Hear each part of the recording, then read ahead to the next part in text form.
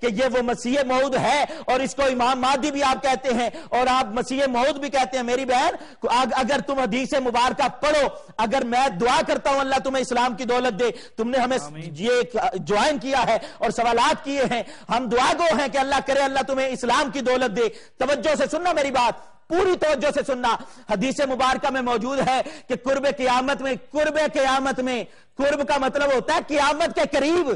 کہ اس کے بعد قیامت آئے گی, ان کے جانے کے بعد قیامت آئے گی تو عیسیٰ علیہ السلام بھی آئیں گے, امام مہدی بھی آئیں گے. ایک طبقہ یہ بھی کہتا ہے کہ وہ مسیح موعود ہے, مسیح ابن مریم ہے, اور ایک طبقہ کہتا ہے وہ مہدی ہے, اور ایک طبقہ کہتا ہے اور وہ خود لکھتا ہے, تذکرہ میں اس نے لکھا ہے. مرزا غلام احمد قادیانی کی تذکرہ اٹھاؤ, حقیقت الوحی اٹھاؤ, اس میں موجود ہے, اس نے خود لکھا ہے کہ میں محمد بھی ہوں, میں مہدی بھی ہوں, میں عیسیٰ ابن مریم بھی ہوں, میں مسیح موعود بھی ہوں. اور یار یہ کیسے ممکن ہے کہ ایک شخص عیسیٰ بھی ہو, ایک شخص مہدی بھی ہو؟ امام مہدی اللہ کے نبی نہیں ہے, اللہ کے ولی ہیں, محمد عربی علیہ السلام کے امتی ہیں, محمد علیہ السلام کے گھرانے میں سے ہے, اہل بیت اطہار کے وہ چشم و چراغ ہیں, بڑی شان والے ہیں, وقت کے امام ہیں اور امام ہوں گے. اور اللہ کے نبی مسیح علیہ السلام حضرت عیسیٰ روح اللہ علیہ السلام اللہ کے نبی ہیں, ولی نہیں. نبی ولی میں فرق ہے, توجہ کرنے کی کوشش کرنا. تو یہ سارے مقامات علیحدہ علیحدہ ہیں اور قرآن اس پر واضح دلیل ہے, اور پورے قرآن میں سے تم ایک دلیل نہیں لا سکتی کہ جس میں یہ لکھا ہو. آپ کیا, میں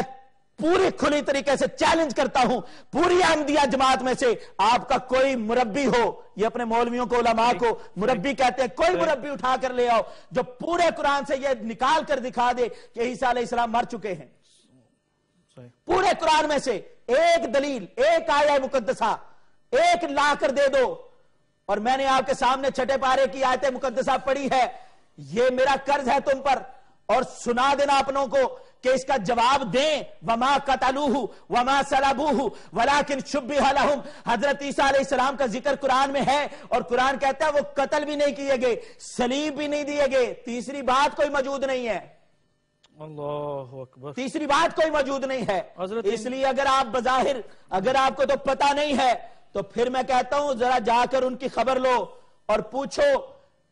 اب میں یہ بھی نہیں کہہ سکتا کہ آپ ان سے یہ پوچھو کہ ایمان سے بتاؤ, کیونکہ ایمان ان کے پاس ہے نہیں, اس سے وہ خالی ہیں, کورے ہیں. ہاں یہ ضرور کہوں گا کہ خود کوشش کرو, جستجو کرو کہ لا الہ الا اللہ محمد الرسول اللہ صلی اللہ علیہ وسلم. اگر ایسا ہوتا, سرکار کے خلفائے راشدین کی زندگی, حضرت ابو بکر صدیق رضی اللہ تعالیٰ عنہ نے مسیلمہ کذاب سے کیوں جنگ کی تھی, کیوں لڑے تھے؟ وجہ یہی تھی کہ اس نے دعویٰ کیا تھا کہ میں اللہ کا نبی ہوں, اور مسیلمہ کذاب کو قتل کر کے, اس سے جنگ کر کے ابو بکر صدیق رضی اللہ تعالیٰ عنہ جو اسلام کا پہلا خلیفہ ہے, جو اسلام کے پہلے خلیفہ ہیں, جن کو اللہ کے محبوب کی سنگت ملی ہے, جو محبوب کریم علیہ السلام کے امتی بھی ہیں, سرکار مدینہ صلی اللہ علیہ وسلم کے سسر بھی ہیں, سرکار مدینہ صلی اللہ علیہ وسلم کے یار غار بھی ہیں, یار مزار بھی ہیں, آج بھی سرکار نے اپنا ساتھ دیا ہوا ہے. انہوں نے امت میں آنے والے, بعد میں آنے والے بیٹوں اور بیٹیوں کو کہا تھا اب کسی نبی کی ضرورت نہیں ہے اس اسلام کو, اللہ اس اسلام سے راضی ہے, اور قیامت تک محمد عربی صلی اللہ علیہ وسلم کا فیضان گنبد خضرا شریف سے بٹتا رہے گا, علماء حق آتے رہیں گے, اولیاء کرام آتے رہیں گے, اور دین اسلام کا پیغام عام کرتے رہیں گے. سبحان اللہ. ناصر بھائی مانچسٹر سے, السلام علیکم. وعلیکم السلام ورحمۃ اللہ جناب. جی جی ماشاءاللہ, بلا شبہ یہ بھی بات ہے کہ ہم اس حوالے سے بھی اس سے بات کر سکتے ہیں, لیکن جیسے میں نے پہلے عرض کیا کہ ہمارا پہلا فرض ہے کہ قرآن و سنت سے, قرآن و حدیث سے ہم ان کا مقابلہ کریں اور ان کے سامنے قرآن و حدیث کے دلائل پیش کریں. اس کے بعد پھر جب بات ہو تو اس کے اپنے کردار پر بھی انشاءاللہ اللہ کے فضل و کرم سے, سرکار کی نگاہ رحمت کا صدقہ, اگر کوئی ان کا کوئی بڑا آئے گا تو انشاءاللہ آپ بالکل تسلی رکھیں, یہ فقیر آپ کا بھائی ہے, آپ کا بیٹا ہے, آپ کا دوست ہے. انشاءاللہ جتنے قرآن و سنت کے دلائل پیش کروں گا انشاءاللہ اتنے ہی اس کی کتابوں سے دلائل بھی اس اللہ کے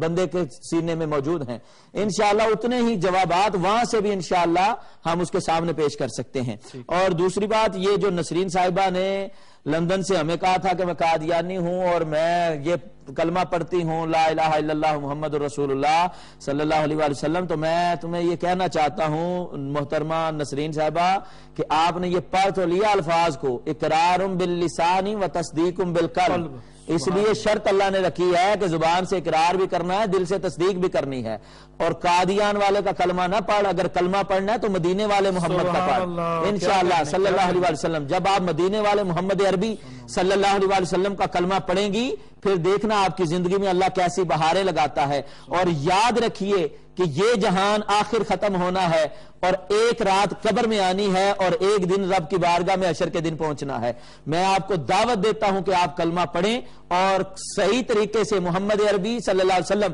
مدینے کے تاجدار کا کلمہ پڑھیں۔ اللہ تعالیٰ سے دعا بھی کروں گا اور ہم سب دعا گو ہیں کہ اللہ تعالیٰ آپ کو کلمہ طیبہ کی دولت عطا فرمائے۔ کلمہ تو صحیح پڑھا لیکن اب جو ہے نا اس کا انٹینشن بھی صحیح ہونا چاہیے۔ سعید صاحب نے ہمیں مانچسٹر سے جوڑ کیا، السلام علیکم۔ وعلیکم السلام جی جی ان کے متعلق جی بسم اللہ الرحمن الرحیم۔ میں سب سے پہلے آپ کا شکریہ ادا کروں گا کہ مجھے خوشی یہ ہوئی کہ آپ ہمارے پروگرام کو بڑی محبت سے دیکھ رہی ہیں اور آپ نے سوالات جو کیے انشاءاللہ اس کے جوابات بھی انشاءاللہ فقیر عرض کرے گا۔ اور جیسا کہ آپ نے ایک اور بات کی تصدیق فرمائی کہ جس طرح ہمارے سعید بھائی جو تھے انہوں نے یہ سوال کیا تھا کہ بھئی ہم سے غلطی ہو رہی ہے کہ وہ بندہ ماشاءاللہ ایک اور اس سے ریلیٹڈ جو سوال انہوں نے کیا اس کو پہلے کرتے ہیں کہ جب وہ پہلے مسلمان تھے تو جو بھی ان کے فرائض انہوں نے ادا کیے خصوصاً حج شریف کے لحاظ سے، تو پھر وہ دائرہ اسلام سے جب خارج ہوئے تو بلا شبہ ان کے سارے اعمال غارت ہو گئے، وہ اسی طرح ایک مرتد کی زندگی گزارتے رہے اور ان کا لمحہ لمحہ گناہ میں گزرا۔ لیکن جب اب دوبارہ سے انہوں نے کلمہ شریف پڑھا ہے تو بلا شبہ اللہ رب العزت نبی پاک صلی اللہ علیہ وسلم کی نگاہ رحمت کا صدقہ ان کے وہ سارے گناہ معاف فرما دے گا، کیونکہ وَمَن يُبَدِّلُ اللَّهُ سَيِّئَاتِهِمْ حَسَنَاتٍ، اللہ تعالیٰ تو اتنا رحیم و کریم ہے کہ وہ گناہوں کو بھی نیکیوں میں تبدیل فرما دیتا ہے۔ تو دعا گو ہے کہ اللہ تعالیٰ ان کے گناہوں کو بھی نیکیوں میں تبدیل فرما دیں، اور اللہ تعالیٰ کے متعلق یہ ہم گمان رکھتے ہیں، یہ ہمارا یقین ہے اور ایمان ہے۔ اور اگر جیسا آپ نے فرمایا کہ بلا شبہ اگر کیا، چونکہ ابھی انہوں نے کلمہ شریف پڑھا ہے، اگر آپ صاحب استطاعت ہیں